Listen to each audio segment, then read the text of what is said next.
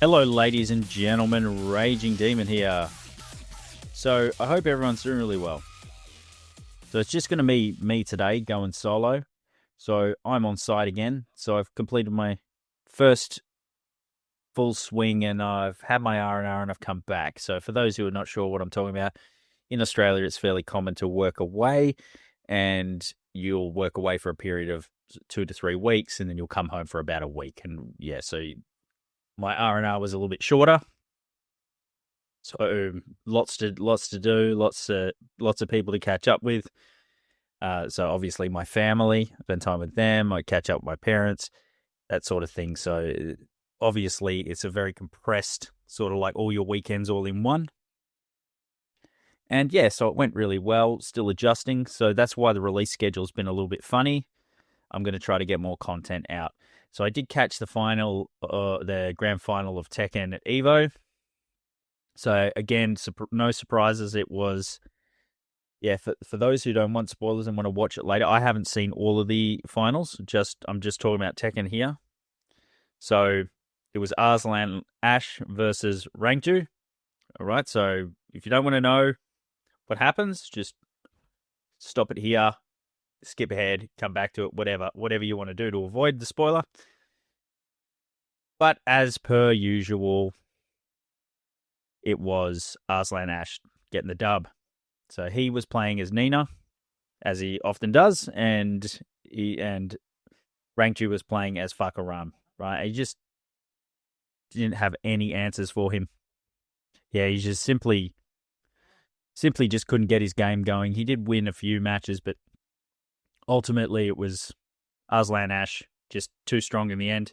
His Nina, basically, as the commentary team was saying, it's never not his turn. So he just couldn't, like I said, he couldn't get on a roll. He would convert a lot of his he'd punish and convert a lot of his combos and stuff like that. But just ultimately, he just got chipped to death and just didn't get a good flow going. He was never really in control, but Arslan Ash was, as usual. He's a 7-time winner now, so yeah, I mean, he's truly one of the greats in Evo history, not just Tekken, just in general, in fighting games in general. And the Korea versus Pakistan rivalry continues. So yeah, so that's what I watched when I was on my back. I've been playing, when I was back on R&R, I've been playing Metroid Prime 4, so not a fighting game. And I've been playing Boggle on Netflix with my family. That's super fun. I really recommend that to people if you just want to have a fun time with your family or your friends. Yeah, we had the whole family, the kids and everything playing it, and everyone did pretty well, so it was good. It was good fun. Yeah, so Metroid Prime 4 is going quite well. It's tougher than I thought it would be, but it is Metroid tough, and I like that. That's how the Metroid game should be. So I prefer the 2D Metroids, but obviously the Metroid Prime is a solid series. I'm really enjoying it. And it got me to thinking what my favorite games, I think it was this I think I'm trying to remember how the idea popped into my head, but me and Jim are going to explore our favorite games of all time from every system, from every era. So I posted my long short list in the Discord. I just read it out now. Jim he's got his top 10. He seems pretty confident. He doesn't really have as long a list. So I'll leave his to be a surprise, but mine's going to be, we're going to pick 10 each.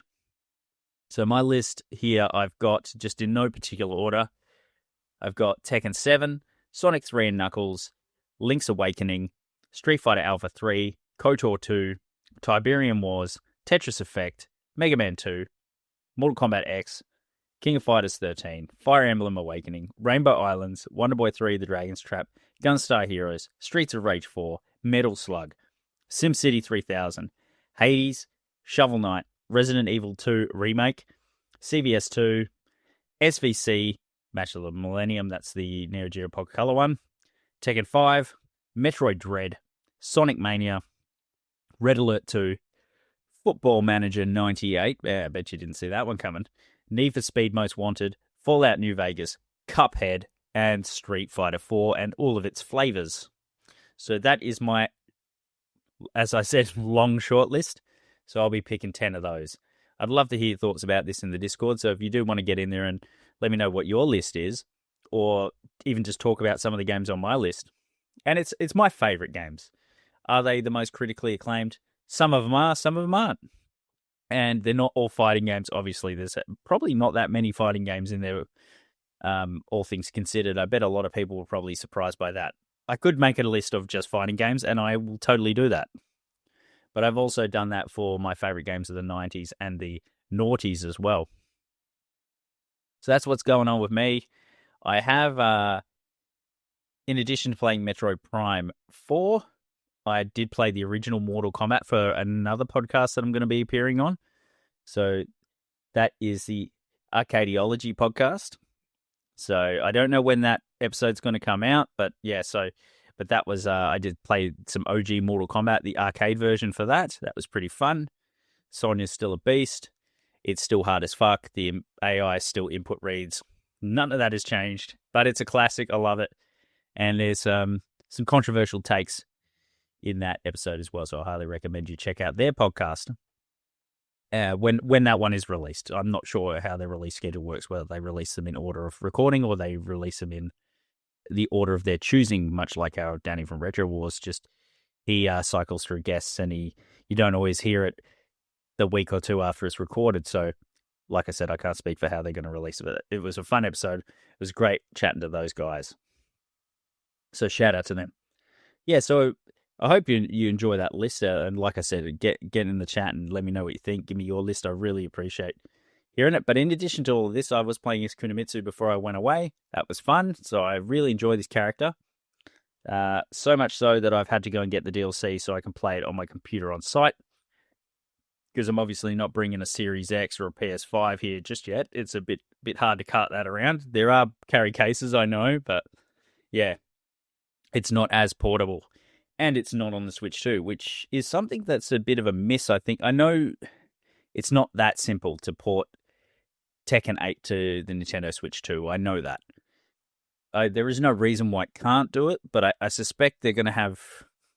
It's probably to do with the effort required and the crossplay and that sort of thing. Because you can't have that game not be online and crossplay. I mean, that'd be fucking big own goal, that one. I mean, I'd still get it and play it, but yeah. So...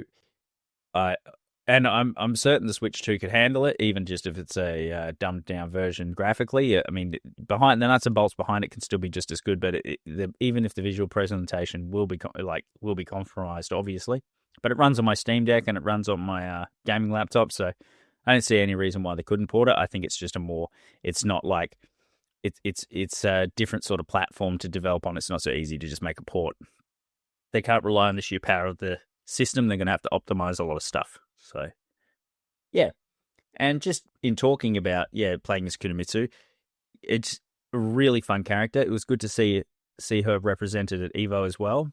Even Arslan Ash has thrown her out a few times. So, yeah, it's good to see when a character you like is represented in a big fighting game tournament. You know, not that you should pick your characters based on the meta or, you know, how good they are on a tier list, but it is nice to have a tournament viable character, even if you yourself are not tournament viable like me. The last tournament I went into, I got absolutely smoked. So yeah. And aside from that, I'm probably going to jump back into the Neo Geo games, or even just sink some time into King of Fighters 13. I've of course got to finish Metroid Prime 4. That's going to be a Patreon episode. So that episode, will be just for Patreons for the time being. But yeah, like I said, probably King of Fighters 13. I can't really stream from up here. The internet's not good enough. So I'm going to have to do that when I get back and have a bit longer R&R. So yeah, I'm really loving King of Fighters 13. Again, it's one of the all-timers. As you can see, it was on my list, as my long short list. So yeah. Aside from that, what else is going on? Not much. I will be catching up with Jim for a podcast soon, I hope. He's also away, so that's made it challenging. So he's on a completely different side of the country. I'm on a completely different side of my state, so even when he's back, he's still quite far away. And like I said, the internet out here is atrocious. Yep. So all the nice fiber to the premises internet that I have back in Perth is non-existent here. So just camp Wi-Fi and my phone hotspot, that's all I got. Yeah, so... And I do need to actually eventually finish Hollow Knight. my son got me to play it. It is a good game, but again, I've started my playthrough on my Xbox, and I don't always have access to that. So, so maybe one of these, we call them swings. One of these swings, I'll bring the Series S up here and pick up where I left off, or I could just maybe play it on Steam. So yeah, in other news, there was a pretty cool Xbox announced, the clear green looking one, which is a tribute to the original one they released, the Halo Edition green one, which I do have one of those. So it would be nice to pick that up. It's really expensive and it's probably not going to come out the box, but yeah, that'd be pretty awesome to pick that up. And I'm now on a waiting list for a Steam machine, so who knows when that'll be ready. So that's the other things gaming related that I want to get into. I want to talk about. Yeah, so stay tuned for more content. I'm not sure. I'll probably try to do another episode on King of Fighters 13.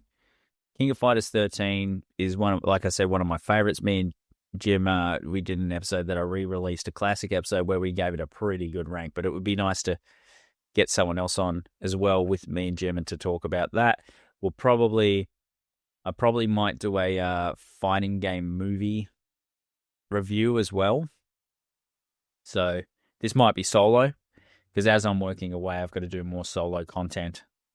So that obviously the access to guests depends on time zones and things like that, and internet quality. So yeah, I'm kind of in between games as well when it comes to, because with the fighting game, you kind of commit to one for a while and then you stick at it, you try to get good, and then you'll fall off and try another one or do another one.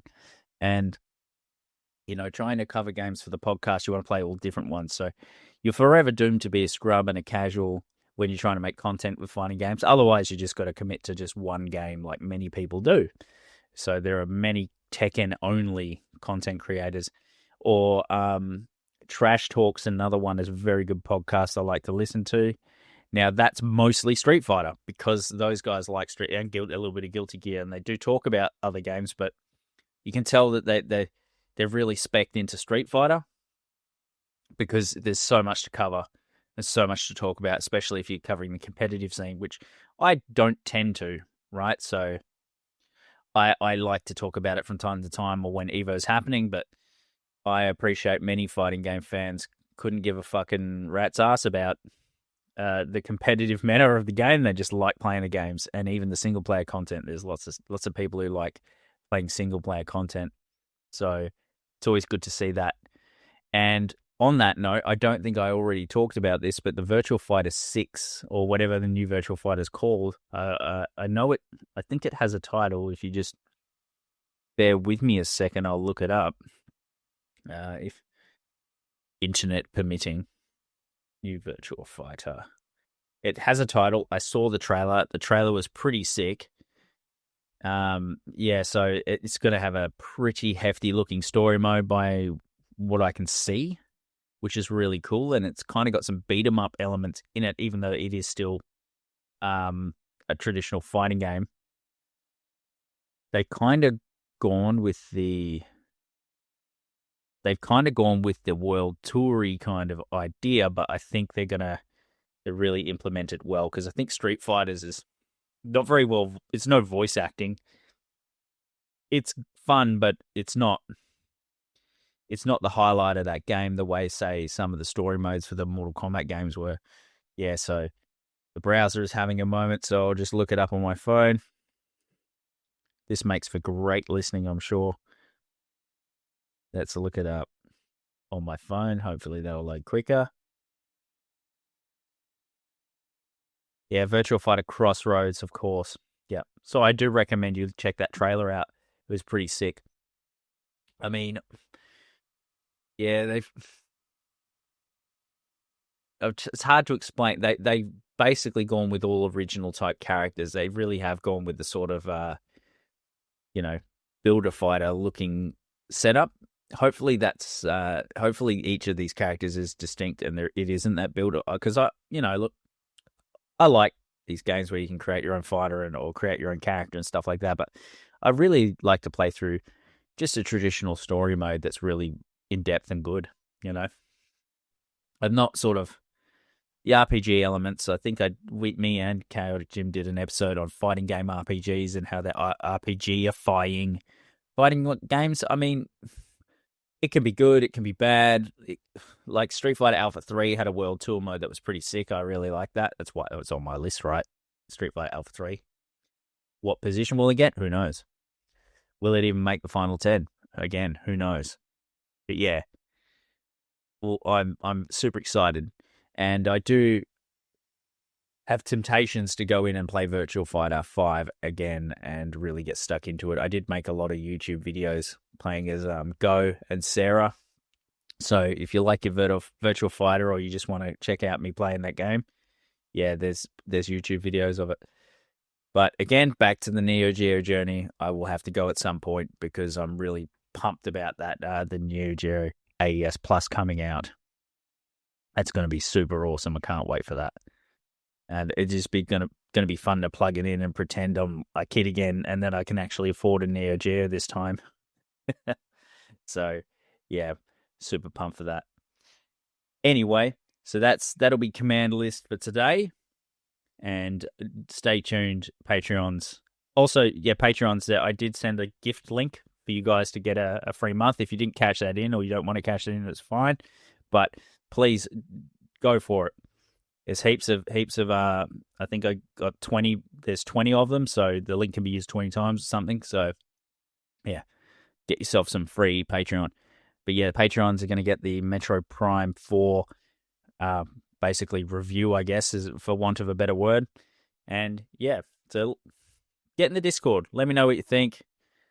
Let me know what you think of my list. Let me know what you think of the podcast. Give reviews, do all the stuff. I appreciate it all. And yeah, don't smash your controllers. See you in the next one.